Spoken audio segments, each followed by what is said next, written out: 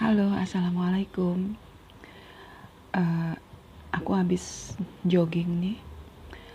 Barusan lihat-lihat YouTube dan nemu eh, channel YouTube-nya Maudy Ayunda. Kebetulan dia sedang membahas soal beauty bullying yang menimpa dirinya. Agak surprise juga sih, karena eh, orang sehampir sempurna Maudy gitu loh, Maudy Ayunda yang begitu populer, terkenal, yang begitu talented, banyak sekali karya-karya filmnya dan musiknya juga, dan cantik juga, kok masih kena bullying.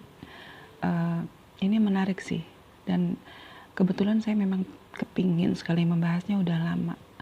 Jadi ya udah, kita mulai aja ya.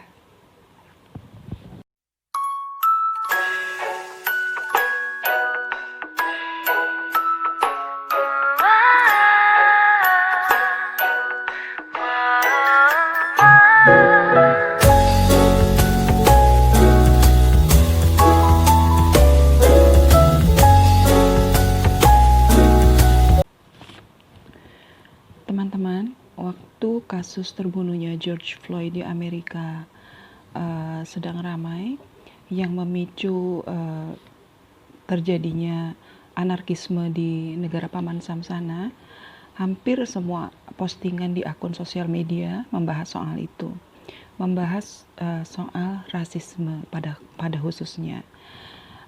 Di salah satu postingan, aku tertarik pada satu postingan yang sebetulnya tidak langsung terkait kepada kasusnya si George Floyd ini, tapi ini mengisahkan tentang seorang anak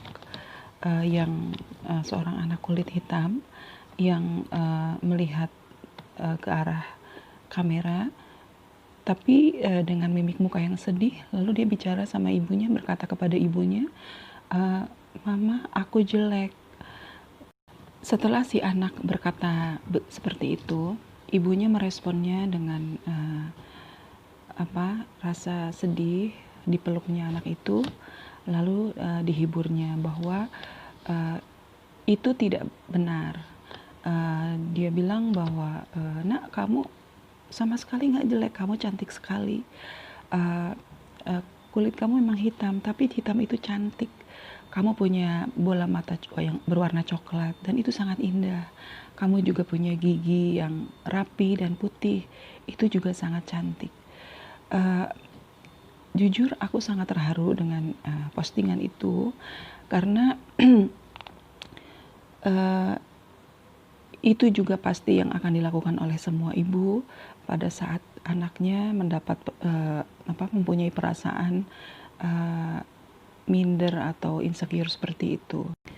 Menurut informasi, ternyata memang si anak ini sering sekali mendapat perlakuan yang tidak menyenangkan dari lingkungannya, baik teman-teman maupun sebagian saudaranya. Jadi dia sering diejek, sering dicela, dan sebagainya. Sebuah perlakuan bullying yang memang banyak sekali terjadi di belahan bumi kita, di planet bumi ini, termasuk di tanah air kita sendiri. Kita melihat betapa banyak kasus-kasus bullying, baik itu di dunia nyata maupun di dunia maya. Contoh bullying di dunia maya mungkin dengan mudah bisa kita dapatkan di sosial media. Begitu banyak perilaku bullying, khususnya body shaming dan beauty shaming ini yang menimpa beberapa konten creator kita, khususnya di tanah air. Salah satunya mungkin teman-teman tahu ya, ada salah seorang YouTuber muda Indonesia yang belakangan lagunya sedang viral. Dia selama menjadi YouTuber itu, saya perhatikan begitu bertubi-tubi mendapat kata-kata yang tidak sepantasnya dari begitu banyak netizen, begitu banyak followersnya. Padahal itu followers, tapi mereka ternyata memfollow content creator ini, YouTuber ini, eee, kok isinya ya begitu aja, hanya menghujat dan, merendahkan fisiknya. Sedihnya, perilaku, body shaming atau beauty shaming ini, sepertinya sudah, menjadi budaya yang tidak baik, yang berkembang di masyarakat dunia maya. Karena, dengan mudahnya pada saat mereka menemukan postingan orang-orang yang tidak disukai, lalu, dengan mudahnya mereka melakukan, agresi atau serangan, verbal yang, berisi, tadi, bully. Ya, bisa dibayangkan sih bagaimana seorang Maudy Ayunda saja, orang, dengan, talenta dan, kecantikan fisik yang seperti itu saja bisa mendapatkan, beauty shaming, sampai, beliau, mungkin karena gemas bertanya yang tidak memerlukan jawaban sih. Dia bilang, "What are you guys want to achieve?" Apa sih yang diinginkan gitu sama netizen dengan, mengeluarkan kata-kata yang seperti itu, yang melukai, yang menyakitkan. Apa, mereka tidak tahu bahwa hal itu tuh bisa menyakitkan, bahwa hal itu bisa melukai orang yang dikata-katai itu. Nah, sekarang kita bahas, dari sisi ilmiahnya ya. Kenapa sih bisa terjadi perilaku bullying ini, terutama yang menyangkut, fisik dan kecantikan seseorang. Menurut seorang, psikolog klinis dari Brawijaya yang bernama Nuran Abdad, beliau mengatakan bahwa, perilaku mencela dan menghakimi secara verbal di media sosial maupun dalam, kehidupan nyata, yang bukan hanya terkait dengan fisik saja tapi juga yang berkaitan dengan kecantikan, itu sudah bisa dimasukkan ke dalam kategori bullying. Perilaku bullying ini di mana, seseorang menyerang orang yang lain, terutama khususnya yang berkaitan dengan, fisik dan kecantikan, atau tadi kita istilahkan dengan body shaming atau beauty shaming, ironisnya dilakukan oleh sesama perempuan. Jadi, baik dalam kehidupan nyata maupun dunia maya, kita mungkin sering menemukan seorang perempuan mengomentari penampilan, perempuan lain, tapi dalam nada yang miring, dalam nada yang, kurang enak. Bisa mengomentari make up-nya, bisa mengomentari model rambutnya, mengomentari, model pakaiannya, mengomentari fitur fisiknya. Nah, komentar yang bersifat menyindir, mengejek, mengintimidasi, ranah kecantikan ini, entah wajah ataupun tubuh, ini sudah bisa dimasukkan ke dalam kategori, bullying atau beauty bullying. Nah, ini menjadi sesuatu hal yang ironik karena seharusnya kan perempuan support perempuan ya, woman support woman. Tapi pada kenyataannya justru, banyak sekali kejadian yang, justru perempuan menyerang perempuan lagi. Banyak sekali kasus, pembulian yang berkaitan dengan body and beauty shaming ini, antar perempuan. Ini bisa dibagi menjadi ke dalam dua kelompok. Yang pertama, bully dilakukan kepada perempuan yang dianggap, kurang cantik, kurang menarik. Biasanya, perempuan-perempuan yang seperti ini diperlakukan teman perempuannya lagi itu, misalnya mereka, menerima perlakuan, seperti dicela, diejek, dipermalukan, dan sebagainya, seperti itu. Tapi ada juga perilaku, bullying yang kedua, yaitu bullying kepada justru teman perempuan yang cantik. Bentuk pembulian kepada, teman perempuan yang dianggap lebih cantik biasanya bukan, berupa ejekan atau, celaan. Biasanya perempuan yang dianggap, lebih cantik atau paling cantik di sekolah misalnya atau di sebuah komunitas, biasanya oleh teman sesama perempuannya itu bentuk pembuliannya itu berupa pengucilan. Jadi nggak diajak main, nggak ditemenin dan sebagainya. Di media sosial, bentuk pembulian kepada perempuan yang dianggap lebih cantik ini biasanya berupa nyinyiran atau sindiran. Biasanya perempuan cantik ini dikatain cantik editan atau cantik aplikasi uh, atau hasil oplas dan sebagainya. Yang pasti yang namanya pembulian itu tujuannya adalah menyakiti si korban. Apapun bentuknya, yang namanya pembulian, jika dilakukan terus-menerus kepada korban, itu akan menimbulkan dampak yang akan mengganggu kondisi mentalnya, baik mental si korban itu sendiri maupun keluarganya. Tapi di sisi lain, tindakan pembulian ini selain menimbulkan kerugian yang sangat berarti kepada korbannya, tapi juga bisa berdampak kepada pelakunya. Karena di era kecanggihan teknologi informasi dan komunikasi saat ini sudah ada undang-undang ITE yang melindungi semua pihak dari tindakan agresi orang lain. Penasaran gak sih apa sih yang menyebabkan perilaku bullying ini, body shaming dan beauty shaming ini begitu marak di masyarakat? Menurut psikolog klinis yang tadi saya sebutkan, ternyata salah satu penyebabnya itu adalah pengaruh dari budaya patriarki yang pernah berabad-abad hidup di dalam budaya masyarakat kita. Perbedaan sudut pandang pria dan perempuan tentang kompetisi ini sangat berpengaruh pada perilaku masyarakat juga, termasuk pada pandangan mereka kepada kecantikan wanita atau perempuan.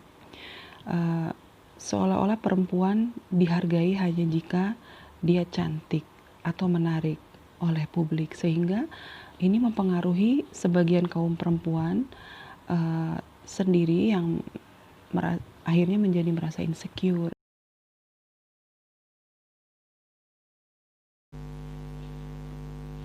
Teman, maaf ya tempatnya pindah nih, soalnya tadi kameranya udah low bat, jadi ini sambil di charge. Sampai mana tadi? Oh ya, sampai penyebab terjadinya perilaku bullying atau body shaming and beauty shaming kepada perempuan ya, sesama perempuan. Jadi ternyata penyebabnya adalah masih suburnya pengaruh dari budaya patriarkis yang pernah hidup di masyarakat sejak berabad-abad yang lalu. Budaya patriarkis itu adalah budaya di mana kedudukan laki-laki, kedudukan gender laki-laki itu menjadi superioritas, berada di atas kaum perempuan. Pada masanya perempuan pernah menempati kedudukan yang rendah dibandingkan dengan laki-laki, di mana banyak sekali hak-haknya yang tidak dipenuhi hanya karena regulasi yang ada saat itu dan budaya pada saat itu mengharuskan perempuan secara derajat berada di bawah laki-laki. Perempuan baru terlihat dihargai hanya jika mereka kebetulan cantik atau memiliki kelebihan fisik yang menarik oleh publik, dan itu mempengaruhi pada akhirnya sebagian kaum perempuan sendiri, di mana mereka menjadi merasa insecure, merasa terancam jika melihat sesama perempuan yang lain lebih dari dirinya, lebih cantik, lebih menarik secara fisik. Dan itu berlangsung bertahun-tahun, bahkan sampai berabad-abad. Bahkan di saat dunia sudah memasuki era modern seperti saat ini, ternyata paradigma itu masih banyak dianut oleh banyak orang. Karena perasaan insecure inilah, perasaan tidak aman, perasaan terancam, mungkin terancam secara status sosial, terancam secara kepemilikan dan sebagainya. Akhirnya muncul insting atau naluri untuk bertahan, sehingga perempuan menunjukkan perilaku-perilaku yang agresif kepada perempuan lain yang dianggapnya lebih menarik atau cantik. Nah, di sosial media itu ditunjukkan dengan melakukan serangan-serangan verbal kepada sesama teman mayanya. Sedangkan di dunia nyata, perempuan mengagresi perempuan yang lain dalam bentuk yang lain lagi, yang lebih nyata. Nah, pelaku bullying ini atau pelaku body shaming atau beauty shaming ini bukannya tidak sadar bahwa perilaku nyinyirnya atau nyindirnya atau bahkan mungkin menghujat, menghinanya, khususnya dalam ranah kecantikan ini, bukannya mereka tidak menyadari bahwa itu adalah perbuatan yang menyakiti atau melukai orang lain. Tapi sebagaimana pelaku bullying yang lain, yang bukan hanya pelaku body shaming saja, termasuk para pembuli di bidang-bidang lain, misalnya bidang politik dan sebagainya, sama seperti mereka juga, pelaku bullying itu ya tidak peduli apakah tindakannya itu akan menyakiti orang lain atau tidak, karena sebagaimana pelaku bullying yang lain yang tidak hanya terbatas pada menyerang fisik orang saja, tapi juga pelaku bully di ranah politik atau ranah yang lain, itu pada dasarnya sama saja, yaitu tujuannya memang menyakiti. Dan orang yang senang menyakiti itu dalam psikologi sudah termasuk ke dalam perilaku yang tidak normal, karena pada dasarnya manusia itu kan dikaruniai cinta dan kasih sayang kepada sesamanya. Jadi kalau orang senang menyakiti, maka ada sesuatu yang tidak beres pada kesehatan mentalnya. Jika dilakukan terus-menerus perilaku bullying ini, maka si pelaku bisa dikategorikan sebagai penderita mental illness, karena perilaku menyakiti orang lain yang terus-menerus itu memang tidak wajar dan itu harus disembuhkan, harus diobati. Nah, bagaimana cara mencegah perilaku bullying ini, termasuk dari tadi body shaming atau beauty shaming, yaitu dengan mengubah paradigma si pelaku tentang kecantikan perempuan lain, bahwa kecantikan perempuan lain itu bukan ancaman sebetulnya. Kecantikan perempuan lain itu bukan sesuatu yang harus dikhawatirkan atau mengganggu rezekinya, tidak sama sekali. Justru kita harus memberi kesadaran bahwa keberagaman itu, segala kelebihan dan kekurangan itu adalah niscaya di hadapan Tuhan. Bukankah Tuhan sudah menciptakan kita dengan segala kelebihan dan kekurangan? Kekurangan kita dan kelebihannya juga dimiliki oleh orang lain, termasuk si perempuan yang tadi kita anggap lebih. Bahkan saya pribadi selalu menerapkan kepada orang-orang yang saya anggap mempunyai kelebihan, termasuk kelebihan dalam hal fisik maupun kecantikan wajah, sebagai guru-guru kehidupan juga.